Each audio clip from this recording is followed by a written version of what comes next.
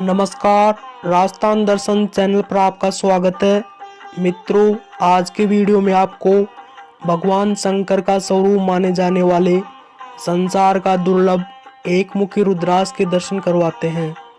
ये पृथ्वी का दुर्लभ एकमुखी रुद्राक्ष त्रिवेणी धाम के पीठाधीश्वर संत श्री राम ऋषिपाल दास जी महाराज के शिष्य ओम प्रकाश महाराज उर्फ संतोष चौहान के पास है।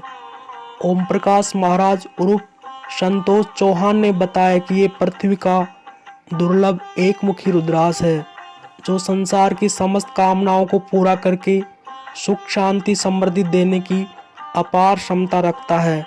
इसको धारण करने से समस्त पापों का नाश होता है और मुक्ति मोक्ष की प्राप्ति होती है। ऐसा शिव पुराण और देवी भागवत पुराण में वर्णन है। इस चमत्कारी रुद्राक्ष से ओम प्रकाश महाराज के जीवन के प्राणघातक संकट रुद्राक्ष के चमत्कारिक प्रभाव से नष्ट हुए सुनते हैं।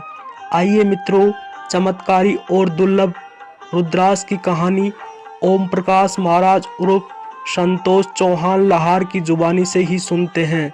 मेरे यहाँ नेपाल से चलकर स्वामी विश्वानंद जी आए थे। उस समय मैं बहुत संकट के हालात में था, जीवन नष्ट होने के कागार पर खड़ा था। मेरे नाम 3 प्रकरण दर्ज थे, न्यायालय में विचाराधीन थे और उनका जजमेंट होना था। मेरे प्रकरण संगीन थे। पूर्व में 6 आरोपियों को सज़ा हो चुकी थी। मेरे गवाह भी खिलाफ लगे थे, अब तक बयान भी थे और उनमें सज़ा होना निश्चित था। स्वामी जी ने मुझसे कहा कि ईश्वर ने मुझे भेजा है तुम्हारी सहायता के लिए, और उन्होंने मुझे एक रुद्राक्ष दिया और इसका पूजन विधान बताया। मैंने न्यायालय परिसर लाहौर में स्थित मनसापूर्ण हनुमान मंदिर पर उनके बताए विधान अनुसार रुद्राक्ष की साधना की, गायत्री मंत्र का जप किया, ओम नमः शिवाय का जप किया। जैसा उन्होंने बताया उसी साधना की। प्रतिदिन 8 घंटे जप होता था। 8 महीने लगभग हमारी साधना चली। उसके बाद हमारा जजमेंट हुआ और हमें तीनों प्रकरणों में दोषमुक्त कर दिया गया। तत्कालीन न्यायाधीश महोदय ने, जिन्होंने हमें दोषमुक्त किया, उन्होंने सार्वजनिक रूप से बताया कि मुझे ईश्वर ने प्रेरणा दी, इसलिए मैंने संतोष को बरी किया।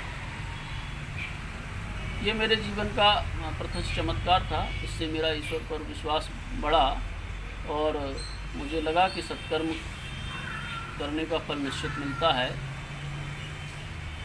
स्वामी जी ने कहा था कि तुम्हारा जब संकट खत्म हो जाए तो उसके बाद रुद्राक्ष से किसी तरह की कामना मत करना, किसी तरह से प्रार्थना मत करना। तो मैंने रुद्राक्ष भगवान को रख दिया था। कुछ दिनों से मेरे दिमाग में विचार आया कि इतने अनमोल और शिव का स्वरूप माने जाने वाले रुद्राक्ष भगवान को की शक्तियों का कुछ जन कल्याण में उपयोग किया जाए। कुछ विद्वानों से मैंने परामर्श लिया है और इस तरह के बहुत सारे शास्त्रों के विधान के उपाय हैं जिससे लोगों के बड़े से बड़े संकट को हटाया जा सकता है। देवी पुराण और भागवत में इसका वर्णन है।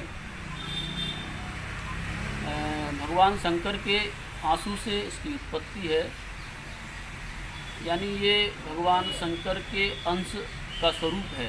भगवान शंकर का प्रत्यक्ष स्वरूप है एकमुखी रुद्राक्ष, जो मिलना बड़ा दुर्लभ बताया जाता है। स्वामी जी के बताए अनुसार मैंने रुद्राक्ष भगवान से कोई कामना नहीं की। संकट खत्म होने के बाद उन्होंने कहा था कि जीवन में जो भी संकट आते हैं वो प्रारब्ध स्वरूप आते हैं और जिनको भोगना चाहिए। उन्होंने भीष्म पितामह का भी उदाहरण दिया था कि भीष्म पितामह को इच्छा मृत्यु का वरदान था। यदि वो चाहते तो 6 माह तक कष्ट नहीं सहते बाणों की तैया पर, लेकिन जो पातक इस काया से हुई बिन भोगे छूटे ना कोई, उसका समाधान उनको भोगना है।